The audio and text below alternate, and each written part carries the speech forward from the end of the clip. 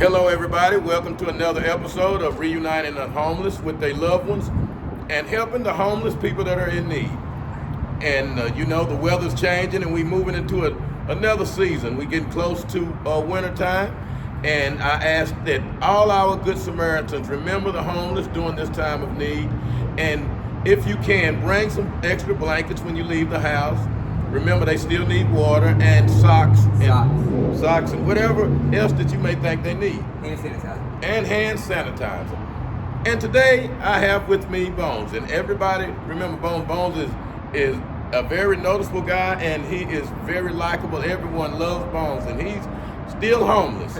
So ain't bragging. No, but Bones is a very likable person, and I got to tell you. Thank you. And everyone loves you, Bones, whenever they see you, and they love your interviews. Yes, and sir. today we back with Bones and getting a recap because we hadn't talked to Bones in a long time, and we would like to know what's happening because Bones know a lot of the homeless out there, and he give you a first-hand account of what's going on. So Bones, reintroduce yourself to everybody and tell us what's been going on with the homeless. Before I forget, real quick, I said hand sanitizer for a few reasons. One, for cleanliness, as a person living out on the streets, dust just comes and attracts you because you're always outside. But now that it's getting colder, the hand sanitizer, you can make fires with it and keep so it's what's called a can heater. And if someone's out here who's living on the streets and doesn't know about this, you make a can heater like a tuna can, cat food can, bean can, whatever. You fill it up with tissue paper or a dirty sock, whatever. You push that in there, and then you take hand sanitizer and you saturate it in hand sanitizer, and then you light it, and it's a flame and a wick, and it keeps you warm. And that type of knowledge can save a life. And so that's why I said hand sanitizer, because it's very important. That or isopropyl alcohol. Maybe I'm saying that wrong, but like 99 proof, the good stuff. Even 92% will work. But the higher proof the alcohol, the better. The cleaner the flame. So and that's why I say that. So that's what I wanted to mention that for you. Hand sanitizer and socks are probably some of the most crucial things here coming towards getting to the cold. So. Well, Bones, you the one that's out here, and you know more than we know about what's needed out here. And that's why I like to talk to you, so you can actually let all of our listeners know what is mostly needed by the homeless during this time of year. Yeah. So tell us, Bones, what's been going on out here with the homeless? I've seen a lot of police presence out here running homeless people from different little areas where I noticed they were normally be. What's going on with that? Well, I think with that, it comes down to people, I put homeless people in different types of categories, ones who are mentally ill or physically incapable and they need help. There's ones that, kind of like myself, are just in a certain position and, we can kind of claw out of this, eventually, but haven't yet. It's a transition into a different, get better in life. But then there's also those ones that they're comfortable with themselves. They don't want to. They're comfortable with where they're at, and they don't want to change. And then they take advantage of the resources, or etc. And they don't respect themselves, and then so they don't respect the property or the areas they're at. And then so filth and feces and just disrespect accumulates. And so I think that's kind of what the community and what the police presence areas. That's kind of what they end up running off. Because for me personally, I'm a nomadic person. A lot of times now in the winter, I tend to kind of hunker down, or at least I did last winter. But whenever I'm moving around, if you will, throughout the city, whenever I go lay down at night, I call it pulling up concrete. Like I said, when I pull up some concrete in the morning, I get up and I don't want it to look like I was there the night before, because that way, A, it keeps me unnoticed to where I can come back, and B, it's a respect thing. Respect for not only myself, but respect for the business or the place, the back of the church or wherever, it may be. And some people just don't have that type of mentality, that they don't care. It's interesting, whenever you start to panhandle or out there flying a sign, sometimes some of these people, they get to where it's like a form of entitlement, where now they think that everything should be given to them. Just because somebody's out there giving you a few dollars because they, i.e., feel bad for you or they want you to do a little better. Then they start getting them and say, well, now I deserve this because I'm in this position. And that's not the way we need to look at it, And also, panhandling isn't, it's not a form of income. It's not a way to live. It's a way to, it's a help up, or help out. It's not, you shouldn't sit there and expect to do it all the time, for years or I've been doing it for a few months off and on, and it is rough. I used to think of it a certain way, like as in, man, how could they do that, you know? But now I've been on the other side of the glass, if you will, talking about being in that car, you know? Yeah. And I think every panhandler starts out kind of standing in front of a store and asking for a few dollars, you know, which there's nothing wrong with that. If that's what you're comfortable doing, if that gets you by, that's fine. But like for me, I got to where I don't want to do that. I'd rather be out on the highway. And the thing is, the way I look at it is I'm putting my time out on that highway. My only non-renewable source I own right now is my time. And I'm out there and I'm just, you know, hoping that someone can help me out, you know. And a lot of times I don't, you know, beg or try to act a fool or pressure someone. You know, a lot of times they'll have their windows down and then they'll roll their window up at me. And I don't want to be that guy that they want to roll their window up at me. They can keep their window down. I'm not going to pressure you. I'm not going to ask you, you know, for anything like that. You know what I mean? Because I want them to have the I don't know how should I say it? Like just the privilege to be able to drive past me without having to think that I'm going to badger them for something, you know? And some people out there are pushy. Now, granted, those pushy people, they may make more money than I do, but they're doing it with a different kind of class than I do, if you will, you know? I'm out there and, you know, the other day, I think it was Thursday, now I started early in the morning, which 5 in the morning is, between 5 and 9 is a rough time to fly, because those are the type of people that are really going to work, right? And they're mad that you're not. But the thing about it, I am at work in a way sometimes, because like I'm out there trying to make a little bit of money, and it's my form of work right now that I'm trying to do, and I fly a work sign a lot of times. It says work, or it says day labor, cash pay. And you know, I've been flying those signs for about 2.5 months, and I think I've gotten 2 offers the whole time, and that's not a lot, man. You know, to think about it, like sometimes you get yelled at for them to get your job, but they don't want to offer you one. You know, I have no ID, no social, no birth certificate, and that happened kind of in the very beginning of homelessness. I had everything, and then when you're living like this, you know, and you're around certain class of people, they take or they steal from you. Your backpack goes missing. They take your wallet, or you lose things. You know, it happens because, especially in the very beginning of becoming homeless, you're very anxiety-ridden. You're manic. It's very stressful, and you're not used to. No one is used to living like this. You know, some of us are better at it than others, and some people are more capable than others. You know, I feel like sometimes I'll be out there on the highway and I'll see somebody that I know, and oh, there goes so and so. They get on. And, you know, 5-10 minutes later, they get off. And, you know, maybe they made that money that they needed. They got a 20, and me, I'm going to be standing there, and I'll probably go through 20 lights, and I'll hope I make $20, but I'll go ahead and self-compromise for $13, and 8 of it will probably be in quarters, you know. And, but that's what, me personally, I feel like that's what I'm supposed to go through, you know what I mean? Because in a way, like, I was built to be rough around the edges, to go ahead and I can withstand this. You know what I mean? Maybe other people just aren't built for that journey for it. That it's meant to be easier for them. It's not meant to be easy for me. You know? And some people that they probably couldn't handle living like this, but most people you'll find we're capable of more than we think. And then I've said this before, I don't know if I said this on your interviews, but I think everyone should be homeless about 3 to 6 months of their life.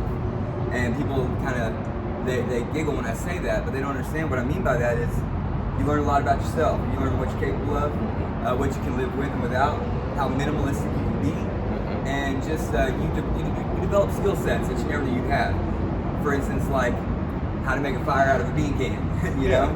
And as far as panhandling goes, man, it's been rough since school started. I think it's been rough, you know?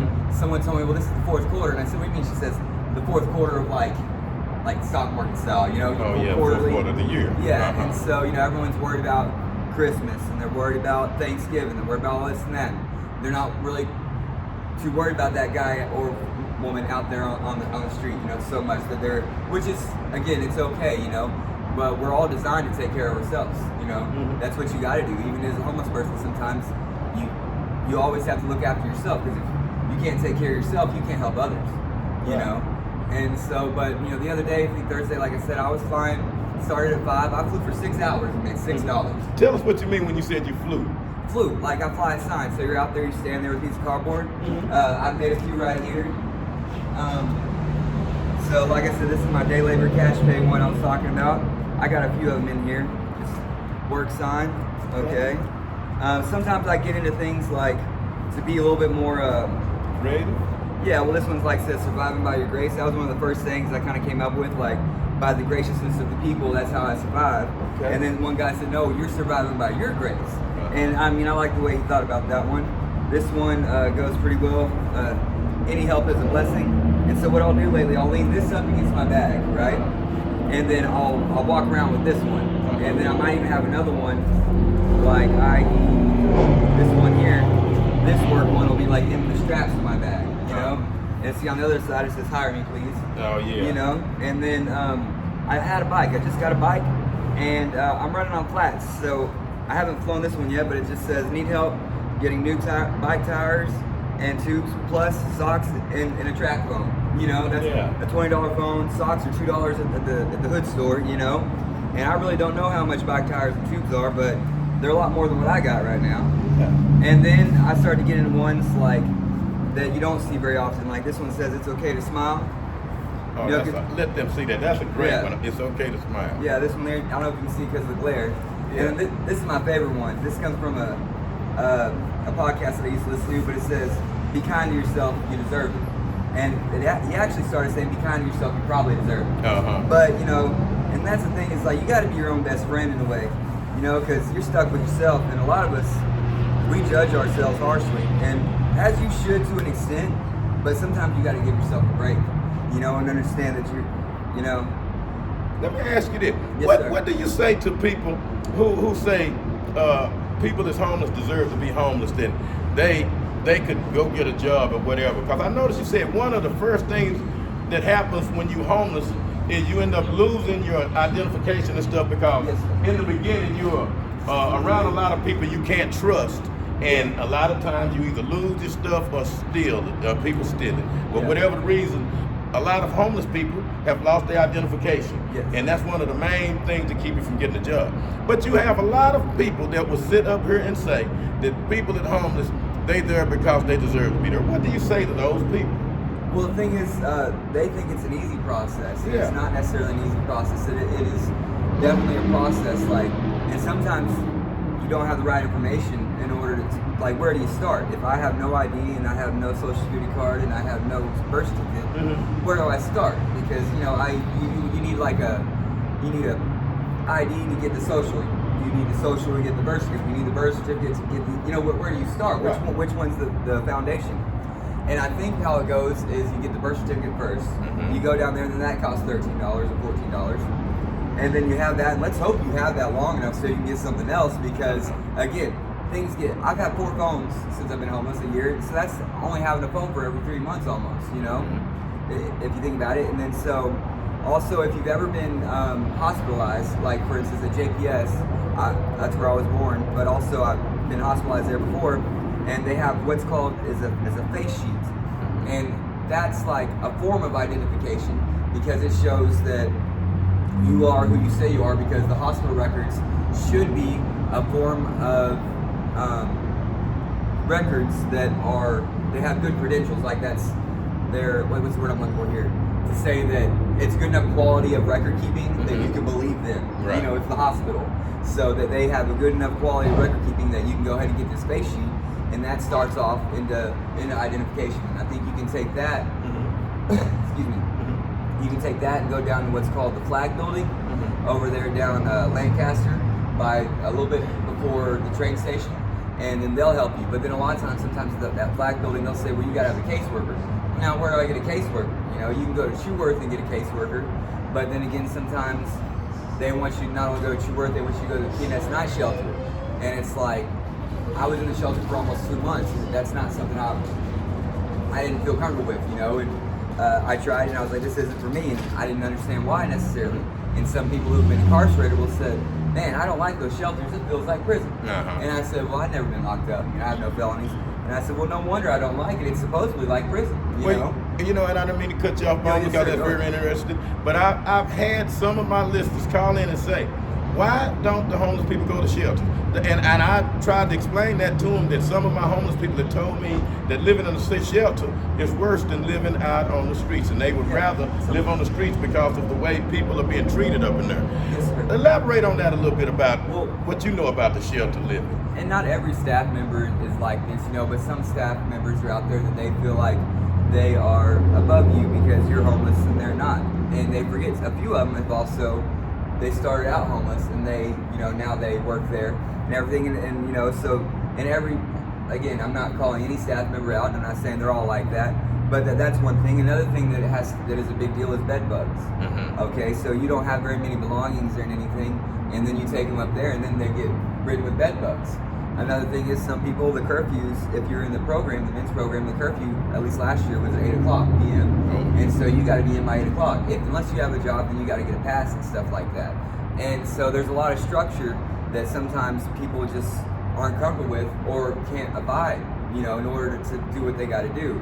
Now, in a way, like, you know, if you needed that as a resource, then I'm pretty sure you would do everything that you had capable to do what they need you to do and everything. But if you felt like it's holding you back, then you might go ahead and get out of it instead of, you know, living there. And then a lot of times, like, anyone who is able-bodied, like me, for instance, would be on the top bunk, because there's two bunks, the bottom bunk and the top bunk, and there's a bunch of them, and you're usually in like a bay type thing where there's anywhere between, say 20 to 60 bunks, you know, inside a dwelling. And what I noticed is the bed bugs tend to kind of stay on the bottom, you know, and you can actually take take a little bit of grease if you want, or whatever, something like that in that nature, and like if you're on the top and whatever, or you can probably do it on the bottom of the legs and grease the areas a little bit so the bed bugs can't come up. Really? You know, I had a friend, one of my bottom bunkies, he kept too many clothes up against his wall. And he just used it as blankets or used it as padding, you know, for a pillow and stuff. Yeah. But then, like, they were doing a clean out one time, and he pulled back that bunk and got all his clothes out. He had a fester full of bed bugs. Oh my goodness. But they weren't bugging me though, because I was on the top bunk. You know, those bed bugs couldn't get up there. Yeah, and so also at the time back then I was drinking a lot, and I think that had contributed to the bed bugs not wanting to mess with me. I don't think they like alcoholic blood. You know, it's just like mosquitoes. I don't think they mess with alcoholic blood too much, you know. But that's just my personal belief. I don't know if that's scientifically proven or not. Well, that's just me talking. Well, you living the life, you may be on to something. Let me ask you this, and this is another thing that my listeners always ask. Do any of the homeless people ever remember what caused them to be homeless, or what was the dispute they had with their parents, or whoever they was living with? Their loved ones. Yeah. What have you found out about the people that you encounter, about how did they end up out here, and how did they become estranged from their loved ones? Sometimes it's not always just one thing, you know. There's multiple catalysts that involve someone becoming homeless usually. Now there's one defining moment, yes, but also there's probably a situation and series of events that led up to them becoming homeless. Like sometimes it's lack of responsibility and holding themselves accountable. I think when it comes down to it, yeah, we do have people in our lives that, you know, we're homeless because they chose to maybe not help anymore, or they chose to turn their back to us. But in a way though, we're adults, we're homeless, or we're in this situation because a lot of times because of us, you know what I mean? Like, I'm a grown man, I'm gonna take accountability for what I've done, and you know how I've acted, and like I'm homeless because of me, even though I've got these people in my lives that I was living with someone and she decided for me to not live with her anymore, you know, and very quickly I was not living with her, and so now, you know, that made it to where I didn't have a good nest to fall back on. You know, I didn't have a situation where I could find housing really quick. I had just quit my job for certain issues, and I was trying to find a job, and within 2.5 weeks, I was now jobless and homeless, you know, and that's a quick transition, you know. Yeah. And but again, I just think it's not always just one thing, and that makes it that people are homeless. There's many different things, and a lot of times throughout their life, you know, someone will say, "Oh, it's drugs, isn't it?" You know, that's why you're homeless. It's addiction, right? You know, for me it was women, if you will. Okay. And but you know, see, I did relapse into homelessness. Like about 4 months when I became homeless, I relapsed on opiates. And but people will say, well, that's why you're homeless, right? Because of drugs. It's like, nah. I relapsed after homelessness. You know, you have a little more time on your hands, you get a little bored, you know, and so that's the thing. They'll think addiction is the issue, you know, and drugs, and that's not all the case. Sometimes there's people who are sober who are homeless, you know. And the main thing is, I think, is an individual needs to understand that you're responsible for it. Even if they want to go ahead and play the pity game or the pity party game and say that this person did this to me, okay, they did this to you because why? How did you act? You know, I mean, most people are genuinely good, so they maybe did that to you in a way because, in a good riddance, because they had enough of how you were acting. You know, were you stealing from them? You know, or were you, coming home drunk all the time? Or, did they get tired of your lying and your being malicious? It's just things like that. But I think when it comes down to it, again, we're responsible for our homelessness, and we're the only ones who can get out of our homelessness. Like, I can go get a caseworker and everything like that, and they can help me. But if I don't follow through, they can't help me. It's like you can't lead a horse. You can lead a horse to water, but you can't make him drink. Right. It's that same thing. You can offer someone help and give them all the help, but if they choose not to take it or use it in the right way, then they'll be in the same situation. I've been homeless. Let's see, October. I missed a month, by the way, on accident somehow. September. I thought it was September twice or something. I didn't even know it was September. All of a sudden, we were in October, and I was like, dang. Which September is a rough month for me. Anyway, so I'm kind of glad I missed most of it. To say that, you just have to. I've been homeless a year in August. It was a year, so I've been homeless 14 months now almost. Let me ask you this then. I don't want to cut you off because Yes, sir. No, go ahead. One of the things that I was always wondering about is seeing if the homeless people, families would give them a second chance, and I see a lot of times that is not going to happen, But what do you think that the country responsibility is for homeless people? Because there is a homeless crisis everywhere. Yes. And I noticed in the news today that we were sending $400 million aid to Ukraine. And I saw that on the $400 million that we could come up with to send to aid to another country. Now, I heard what you said about a lot of people that are homeless for whatever reason and they not shucking their responsibility and saying, okay, I'm responsible for my situation. But we have a lot of people out here, Bones, a lot of them, and we see a lot of them that's hopeless for them. I saw a lady taking a bath in a puddle of water on Lancaster, and with no way of getting help. She, to me, can't get help by herself. Now, what do you think about our country, your country, giving money to another country for aid to them, yet there's a homeless crisis out here. We have a lot of homeless people out here for whatever reason, Bone, and we're not casting any blame. Do you think that's right for us to give money like that to other countries and not try to find a way to help the homeless get out of their situation? Well, America likes to play big brother and likes to help out other people and just, for instance, like wars in the past, like sometimes we put our nose where it shouldn't have been, or we help when we shouldn't be helping, but to answer your question, I think it comes down to jurisdiction. A national, that's a national issue, as far as that money, that was something that was decided, above, regional, above state, and went at a national level. I think homelessness has to be fixed on not just a city jurisdiction basis or a county jurisdiction basis, but like state. That's probably as high as you want to go as far as jurisdiction. The state itself has responsibility to fix homelessness. Homelessness is an issue, and it's different everywhere. It's an issue that I don't think nationally it can be solved. Now, it's a national issue, but I don't think one solution would envelop every area to where this will work everywhere. Because you have different crises are happening. You have different, for if it's addiction and holding that has to do with a lot of homelessness, you have different drugs that are holding people back and not allowing them to get employment or things like that. And you have different climates to where they need different things, clothes, or they need different things like that during the winter.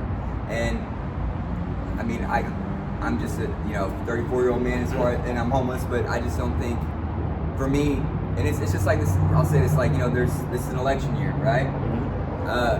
It doesn't matter who's going to be president, and I don't even know. I get my news in a 4-block radius. I get my weather on sometimes I don't even know it's going to rain until it's hitting me in the face, Yeah. And some of that, like whoever president's going to be, it's probably not going to affect me. You know, I will still live my day-to-day life, and it'll more than likely be the same. You know, and like them sending that $400 million, you said $400 million. $400 million to another country. Yeah, to another country. That doesn't affect me. It's not going to affect me whether they did it or they didn't do it. Right. You know, again, and I think that's because that's also on a national level. You know, but and America's always been doing things like that though for years though. And growing up, I've always heard, well, you know, we're helping out them. You know, when we should be giving it. We're like, you know, when other people come across the borders and they get grants for jobs, and then it's like, or get grants to start a business. I mean, you know, but then it's like, well, geez, I'd love that grant, you know. But there is things that I can do, like you go to college for certain things. They pay you to go to college, and then, you know, a friend of mine, he's got like 5 degrees, and he basically got paid for most of them, you know. And it's just interesting to think about. I've actually gone to college. I went to college for somebody, online college. I signed in under their credentials and would use their email and their password, and I got them a diploma, and it's fueled my opiate addiction. Really? Yeah, for a year and a half. Wow. You know? So you're pretty good tutoring. You know, you help. Yeah, I went to school for social work. Well, that's great. Yeah, well, I didn't. I did, but I didn't get the credit for it. But that's okay. But you have the knowledge. Yes, yeah. I mean, I did the work, you know. Okay. And so, but I got compensated. It's not to say I didn't get compensated. You know, I was working at one place about part time, and then I was doing that. You know, I did it for 3 semesters. So, and that's just funny to think about too. A lot of people can't say that they necessarily went to college for someone else. You know, it's a little like, damn, it almost seems a little shady, but you know, it is what it is. You know, and they still haven't even really used that diploma. That's the thing too, or that degree. A lot of times, like I could have gone to college, you know, at one point, and the thing was, at the time, and people my age, a lot of times they're in debt because of degrees that they went out and got that they didn't use. You know, a lot of it. One big one. Whenever I was growing, like exiting high school, was graphic design. Graphic design was supposed to be really big. You know. Yeah. And now, a lot of the times, these people who would like someone to do graphic design for them, that individual can go ahead and on YouTube teach themselves and have the software on their computer to where they can make their own sign and make their own whatever, make their own logo or label or, you know, business cards, you know? And so a lot of things nowadays is so self-sufficient and so like also I'm a YouTube mechanic, if you will, sometimes. I'm mechanically inclined, but also if I don't know about it, I'll look it up on YouTube. Yeah. You know, there's so much knowledge out there on the internet. But the thing about it is too, it's like sometimes we take and we hold the internet at face value, think that if it was on the internet, it must be true. But, you know, did you only look at the first 10 pages of Google? Those first 10 pages, those were bought and paid for. They wanted you to see that, you know? The first 10 pages of Google, those are the ones that people that, like, they own the money. They bought them. You get what I'm saying? Yeah. And so it's like, yeah, if you believe that, then go ahead. But, you know, keep on doing your research. Like, one of my favorite was Google Scholar. You know, you can take that, and it's another form. People probably never heard of that before, Google Scholar. And it's what people use for college and stuff like that. And it's peer-reviewed studies and peer-reviewed types of documents and things like that. So it's, you know, more not just something where it's on along the lines like, well, this person said this. Oh, okay, you know, and then so you think it's true. Well, peer-reviewed is where it's like a group of people discussed and said, okay, this sounds like this is correct, you know. So just in on that, yeah, I think when it comes to knowledge, there's a lot out there, but you have to filter out what is correct and discern for yourself what's correct. And the funny thing is, what might be right to one person doesn't seem right to another person. You know, a lot of times, sometimes it seems black and white, but it's not. A lot of things, there's a lot of wiggle room, especially when we start getting into things like politics and you know, reasons for homelessness and. Well, that's one of the things I want to talk to you about, Bone, because you're a very smart man. And one of the things that one of the initiatives that I want to push forward, and I want to introduce it now while I have Bones on here, and I want to ask you, what do you think about it? Because I want to find a way to solve homelessness, to end homelessness, and we should be able to do it. We can put people in outer space. We could split atoms. We could do everything. And this simple thing don't seem like we, with all of our brilliance in our country, can solve. So I want to put forth 3 initiatives, and I want to get the public behind them. first is one of the things Bones just talked about, is the fact that a lot of the homeless people do not have identification, and that stops them from getting back into the job market. That's right. They have no identification, and you have to have that in order to get a job, to apply for a job. So one of the first things is we have to find a way to streamline the process of homeless people getting their identification back. That will be the first thing. The second initiative would be, we need to get homeless rehab centers for homeless people. We cannot sugarcoat the fact that we do have a drug epidemic problem out here, and it affects the homeless. We know we have a lot of people out there that's homeless, that's on drugs. We don't want to sugarcoat anything, because I have a lot of people that says that just homeless people, they all on drugs, and that's not the case. A lot of people became homeless, they were not on drugs, but in the process of going through all that has to do with being homeless, a lot of them became addicted to drugs. So, it's a coping mechanism. Yeah, it's a coping mechanism, it is.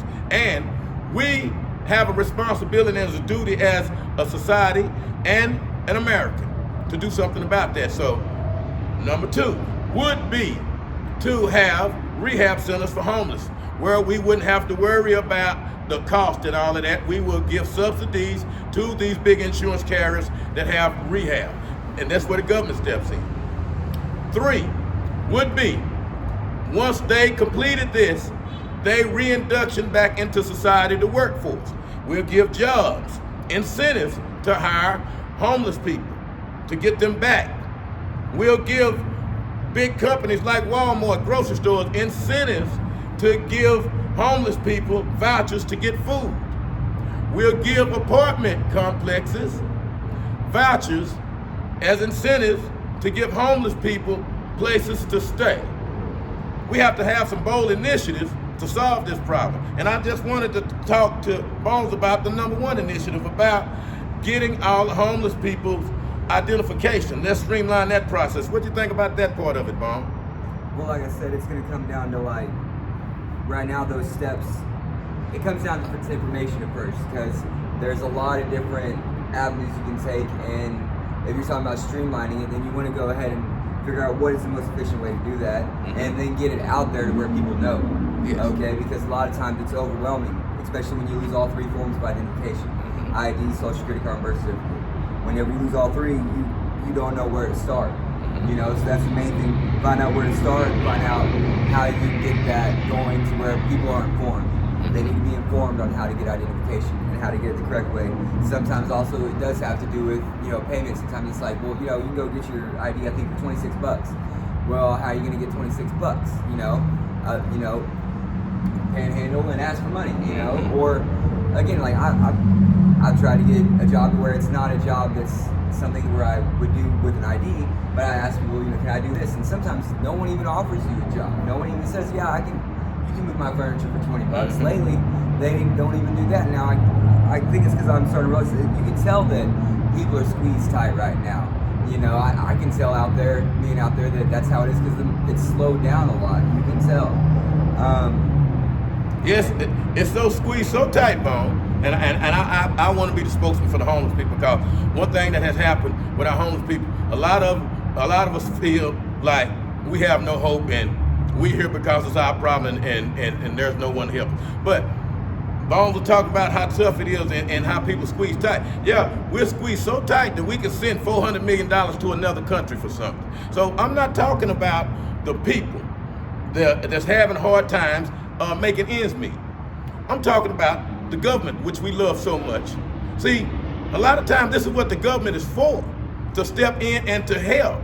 And I know a lot of people don't like big government, but look, big government is helping other countries, and we have people right here at home.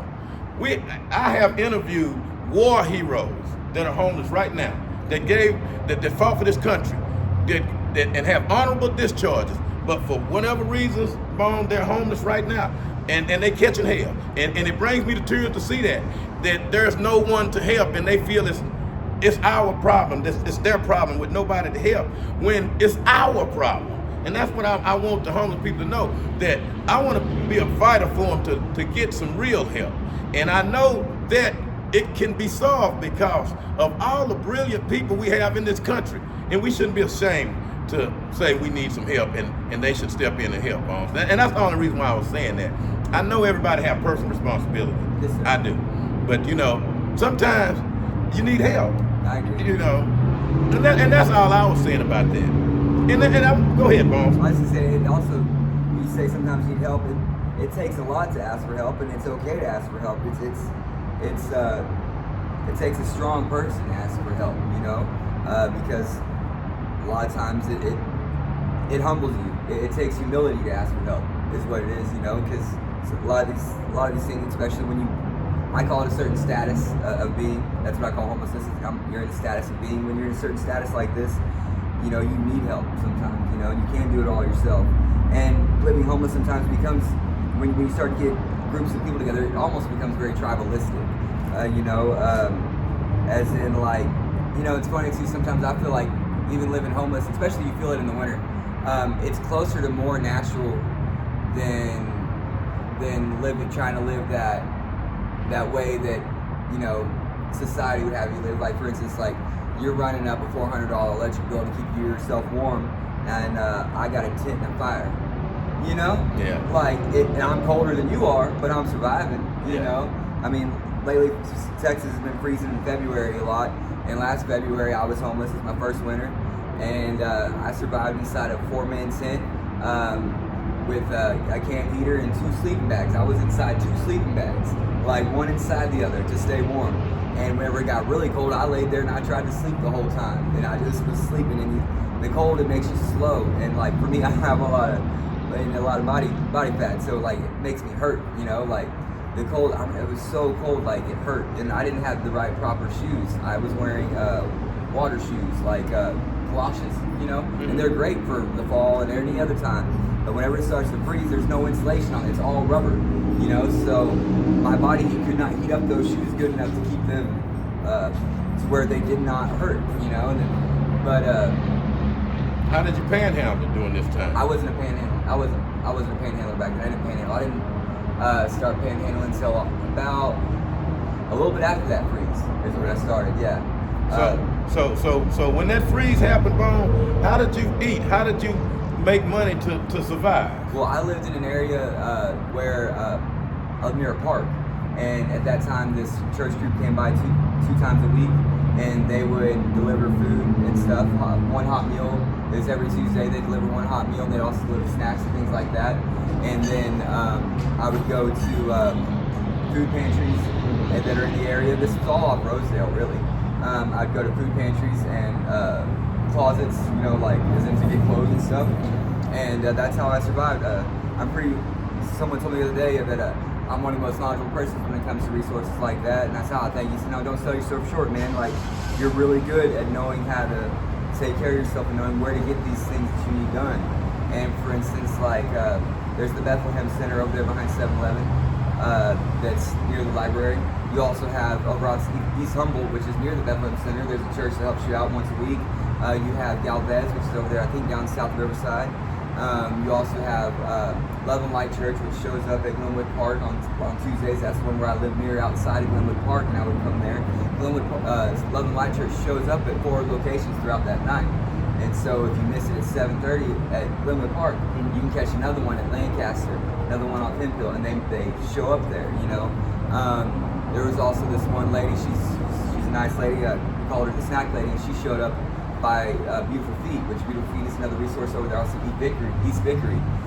But she showed up there on Mondays at 9 a.m. She gives out snacks and has coffee and tea, and then on Fridays at 4 p.m. same thing, same regimen. And see, these are just things that I've knowledge that I've accumulated to keep me where I'm well fed and stuff like that, And so not just that, well fed, clothed. I mean, last year whenever I was not nomadic and had like a base, if you will, and I stayed in one spot, I had one tent and I had like 8 sleeping bags, because they would be given to you all the time. And shoot, I'll take another one. And I would use it not just for, I had some for insulation, but sometimes that's a trading item too. Trade and barter is a big deal in homelessness. Not only because sometimes you don't have money, but hey, I got this, you know. And sometimes one of the biggest forms of trade is drugs, you know. That's true. And women's solicitation, if you understand what I'm saying. Yeah. You know, not just women's solicitation, men's solicitation too, but you know. That goes on out here also, huh, Bone? Yeah, of course. Okay. Yeah, for sure it does. And sometimes I notice though, it seems like out here though, a lot of the women, they work for themselves. They don't have like i.e. a pimp, you know. They work for themselves, but not all the time.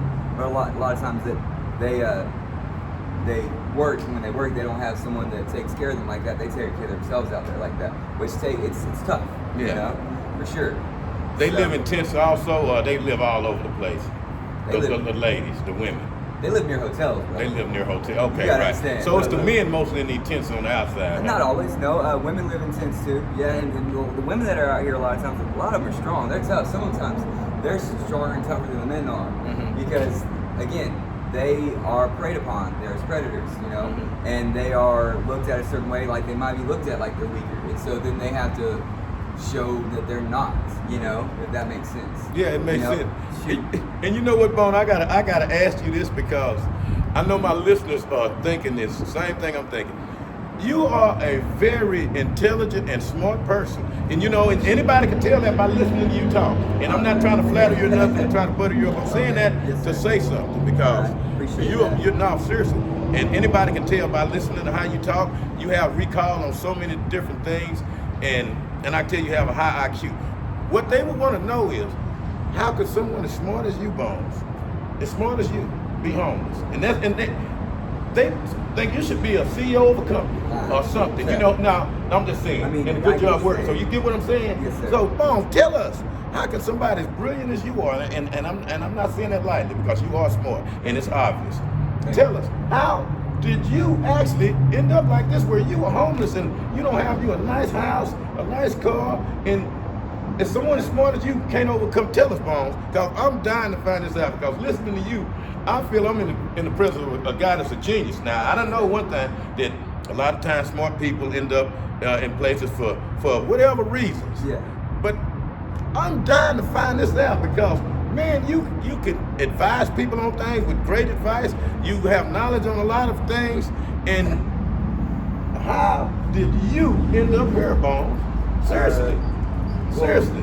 Well, how did I end up here? Well, you know what I mean? Why you not somewhere? You know what I mean, Bones? Yeah, I know. Again, and like I said, it's what I was trying. Whenever I told you earlier, a lot of times there's a catalyst situation. It's just a lot of events, you know, that happen. It's not just one single event. Right. But you know, I'll say this real quick. It only takes 2 missed paychecks for anyone to end up like I am. Right. You know. Okay. And it came down to, like, you know, I had an income. The year before I was homeless, I made $65,000 that year. You know, that was before taxes taken out, of course. And what did you actually do, Bone? What was your expertise? Well, at that point. Well, I got 2 careers. If you don't want to talk about it now, okay. I'm a quality control inspector. Okay. So I'm a quality control inspector for the industrial blacksmithing industry. So what that is forging, you know, and I inspect parts for military defense, aerospace, and oil and gas. I do things. I'm also a magnetic particle inspector, which what that is that's someone who checks non-destructive testing of metal. So basically, after I test the metal and check its integrity, I can still go ahead and sell that to the customer, know that it's a good part, and they can go ahead and use it for the public. Any piece of metal that is out in the public needs to be tested for integrity, for NDT, non-destructive testing. And that's one of the avenues that I do. One of the main things I did as a forging inspector is I'm a hot checker. So in other words, the piece of the part comes off the forge, and it is red hot. It's about anywhere between 800 and 2300 degrees, a little bit less or a little bit more. And I'm looking at it, checking for defaults, and I'm checking downsize. And downsize is just the general overall scale of how heavy it is and how big it is, you know. And so I do what's called closed die forging. So if you think about it, it's a grown man's Play-Doh. You know, whenever you were a kid, if you ever know it, they take that thing and you squish it, and all of a sudden all the Play-Doh would come out, and then you have a little car, right? Mm-hmm. That's basically what I do with hot metal. And steel is my general area of expertise, but aluminum also, things like that, bronze, brass, things like that. So I'm a metallurgist. So for lack thereof, I'm not necessarily certified in any type of metallurgy, but have gone to class for it, but I'm knowledgeable enough to where I can consider myself a metallurgist. and that's what I do for a living whenever I'm not a homeless man. And then also, I'm mechanically inclined enough to where many years I've been a bowling alley mechanic for about 5 or 6 years. And I've done many other different types of jobs. So production work is one of my big avenues that I thrive in. I thrive in, being efficient and then making, steps so you can be more efficient. And I like doing that. I like trying to go ahead and work as least amount as possible, but to get the most amount done, if that makes sense. And that's it's the way to look at that. It's not trying to say I'm lazy. It's trying to say that I'm trying to get the most out of the work day, And that's what I do. Is I'm a quality control inspector. And so, I look at blueprints and I go ahead and I look at the criteria that the customer wants, and I make sure that their parts are made to the criteria that they want. And then I was also a hardness inspector too, so you check hardness of metal, and you make sure that it's not too soft, not too hard, and then after that, then you go from there. And with what I did a lot of times as an inspector, I was the last line of defense before it gets sent out the door. After I inspected it, it gets put on a pallet and gets shipped to wherever, And so with that, you have to understand that the type of inspection that I do and have done, it saves and kills lives. Mm-hmm. If you don't do it right, people die, And I took my job very seriously. I have very high integrity, so where I will tell on myself. I'd rather tell on myself and say, no, I missed that. I did not see that defect, than to go ahead and say, yeah, no, I just let it. I'll say, let it slide, and then I want them to believe me no matter what, and they always did too. I told myself a lot. I was so very much good at my job that I quit my job. I was not fired, and that's to say a lot because they believed in me, and what I was doing, what I was capable of. But I was fueled with anxiety that I needed to quit. At the time, I quit my dream job. Not necessarily. You quit? Yeah, I did. Why? Explain that to us. Anxiety, man, and at the time, sobriety too. I worked in a facility that was a government facility, and so, I am a what's that word? A liability.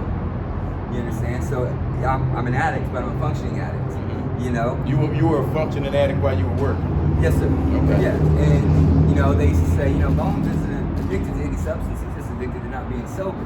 Mm-hmm. But that just comes down to depression and PTSD and trauma too, though. You have that too, Bones? Both. Yes. Have you been diagnosed with depression? Negative. I have not. But you know it from knowing the symptoms of it. People know and they can feel it, and I also believe, like you said, I think I'm an intelligent enough man to know that right. I suffer from certain things. Okay. I suffer from anxiety, where I call it acute anxiety, and now I'm self-diagnosed and self-medicated.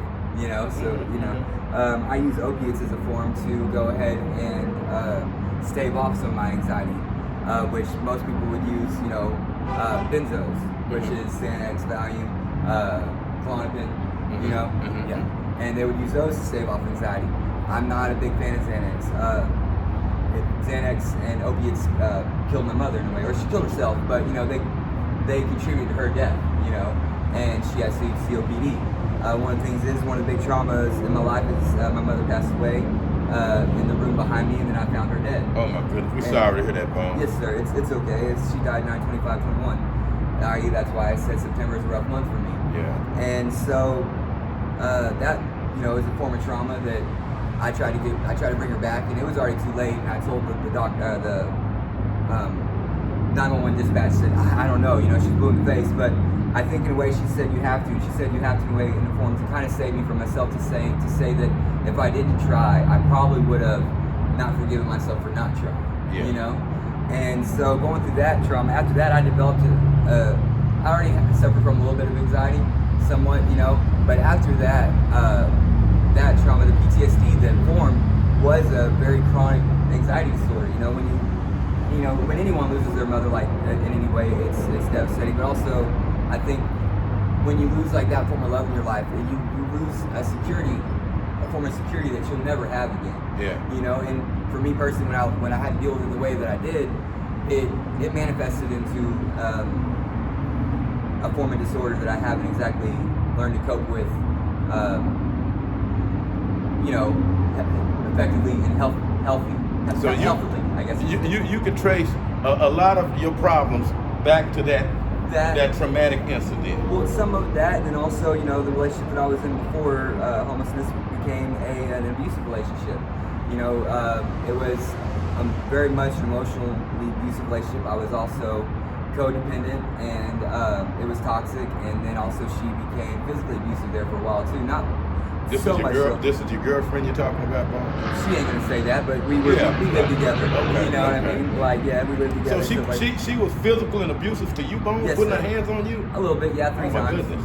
3 times. Was the police involved? Oh no, I ain't no snitch, man. Right. I was just saying. I had a guy almost assault me in February and kill me, and I still didn't even tell the guy. I said I'm not no witness. I just What? need medical attention.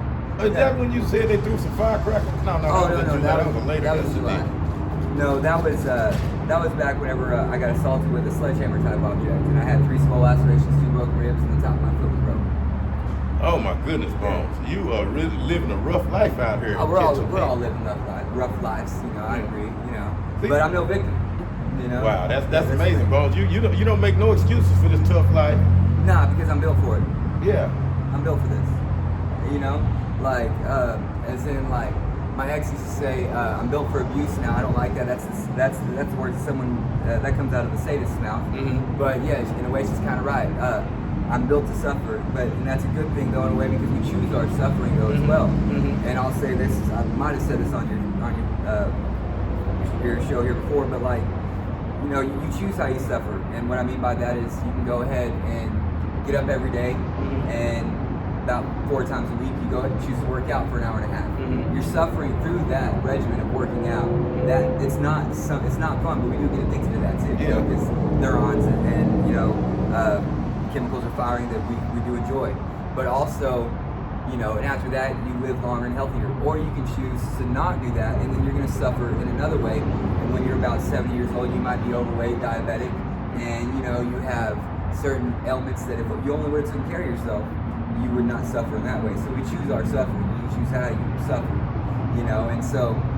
and then it's even, you can delve deeper into suffering as far as the whole alignment of Buddhism and its practices is about suffering, You practice Buddhism? I'm a baby Buddhist. You're a baby Buddhist? Yeah, I would like to practice more. I just haven't gotten to it yet. Just briefly, what is Buddhism? To people who don't really understand it. Well, I can't necessarily elaborate too much because I don't want to be wrong. Right. And that's another thing I like to say is the thing is I do talk a lot, right? But I talk a lot preferably about things that I know about. Yeah. It does make me seem more knowledgeable and smart because that way I don't seem like a dumbass, so I don't be wrong. For one, Buddhism is not a religion, it's a philosophy, it's a way of life. Okay. So you can go ahead and probably be a Christian and a Buddhist, and that's okay. But I can't necessarily say what Buddhism is because, again, I don't want to be wrong. But the main thing is it's not a religion. Is what I just want to go ahead and point out. Okay. And it's just a way to live. And for me personally, what Buddhism did is it helps me with anxiety because Buddhism is about meditation, which is about breathing exercises. Buddhism has a lot of breathing exercises. Also, like with the monks,